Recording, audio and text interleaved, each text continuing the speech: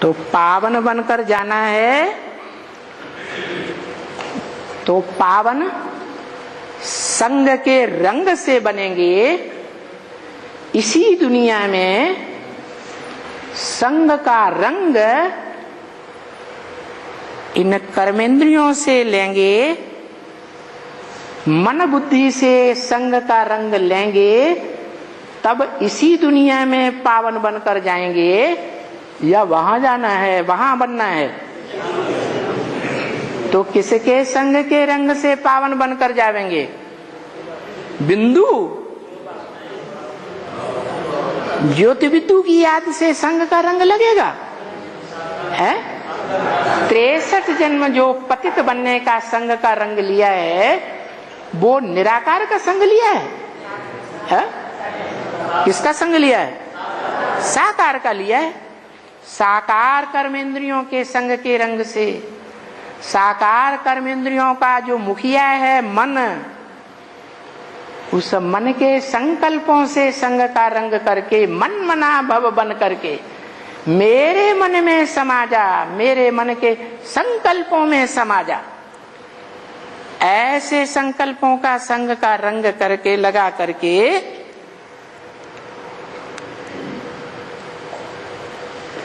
ऊपर बुद्धि जाएगी, मन बुद्धि रूपी आत्मा। और बस वह एक ही अक्षर अलफ है। क्या? जो इस दुनिया में रहते हुए शरीर के साथ 100% क्षरित होता ही नहीं, अक्षर है इस दुनिया में भी, इस सृष्टि पर सदा कायम है। सत्य सदा कायम है या असत्य सदा कायम है?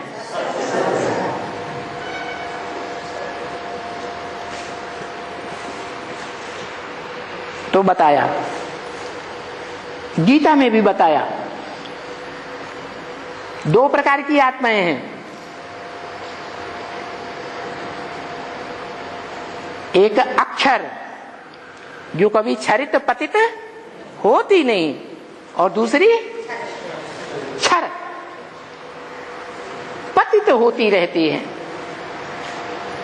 लेकिन तीसरी एक और है जिसे परमात्मा इति उदाहरत है। आत्माओं के बीच में परम पार्टधारी, हीरो पार्टधारी आत्मा है मनुष्य आत्माओं, उसको कहते हैं परमात्मा। उस परमात्मा की उसको टैली किससे किया? अन्य आत्माओं के साथ टैली करके बताया कि वो परमात्मा है मनुष्य आत्माओं के बीच में, परम पार्टधारी है।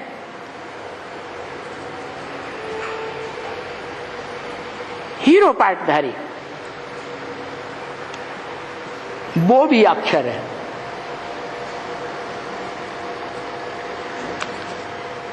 आत्मलोक के लिए अक्षर है या मानवीय सृष्टि में अक्षर है? मानवीय सृष्टि में अक्षर है। वो तो सबको समझाना चाहिए, जिसे अलफ कहा जाता है। क्या कहा जाता है? अलफ। अलफ माने है खड़ा डंडा, माने पुरुषार्थ में सदैव खड़ा रहता है, संगम युग में भी खड़ा रहता है, संघर्ष करता है, लेकिन गिरता नहीं, हिम्मत नहीं हारता। और जो ब्रॉड ड्रामा है, 5000 वर्ष के ब्रॉड ड्रामा में भी जो द्वैतवादी युग है, जहां झगड़े बहुत होते हैं, वहां भी संघर्षों की दुनिया में खड़ा रहता है या गिर जाता है? गिरता रहता है।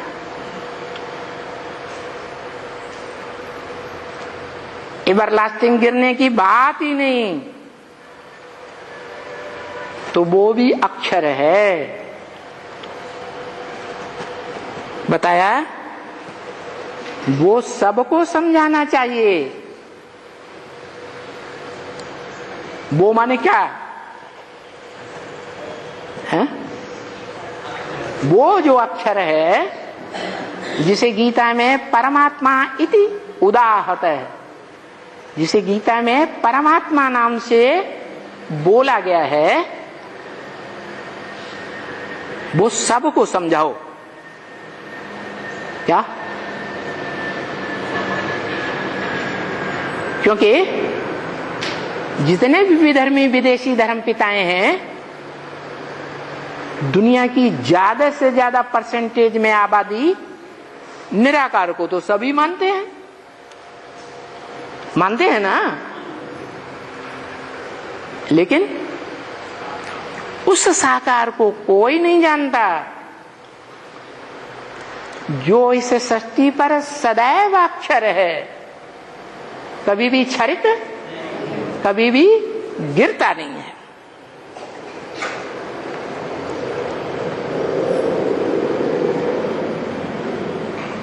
और जास्ती बकवाद, कोई ज्ञान सुनाने में बहुत बोलते हैं ना, दुनिया भर की बातें बोलते रहेंगे, और जो परिचय देना चाहिए वो परिचय वो नहीं समझा पाते। तो और बकवाद पहले ये बात उनको बताए देते हैं समझने वालों को, और मैं कह देता हूं कि बाबा ने कहा था 5000 वर्ष पहले जब महाभारत युद्ध हुआ था, उस समय भी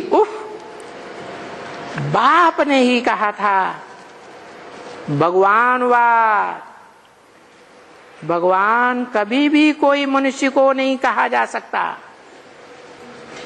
किसको नहीं कहा जा सकता? भगवान कभी भी कोई मनुष्य को नहीं कहा जा सकता, मनुष्य को नहीं कहा जा सकता, किसी मनुष्य को भी नहीं कहा जा सकता, बिल्कुल नहीं कहा जा सकता। अरे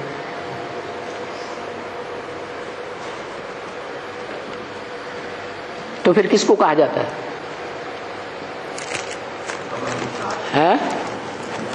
बिल्ली को कहा जाता है। मनुष्य को नहीं कहा जाता तो किसको कहा जाता है?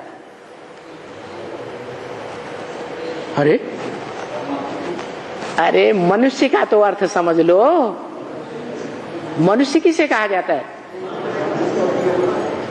जिसका मन चंचल होता है, मन चलायमान होता है, मन से संकल्प विकल्प करता है, और जो मन को याद में ठहराए देता है, मैं आत्मा बिंदु, मेरा बाप भी बिंदु, और दूसरा कोई संकल्प नहीं। इसी स्टेज में निरंतर ठहर सकता है।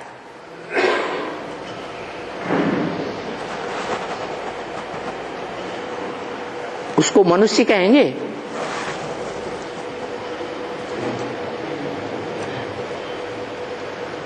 निरंतर बिंदु की याद में रहता है, दूसरा कोई संकल्प नहीं करता है, उसको मनन चिंतन मंथन करने वाला, संकल्प विकल्प करने वाला मनुष्य कहेंगे।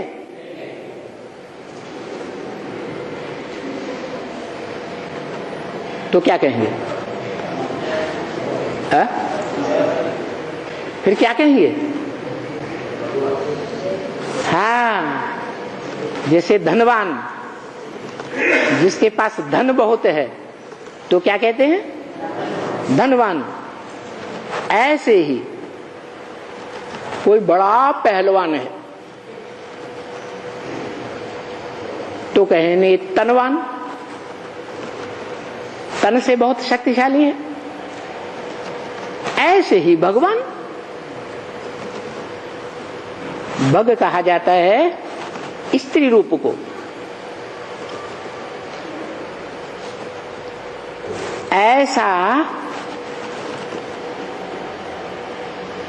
शक्तिशाली संगठन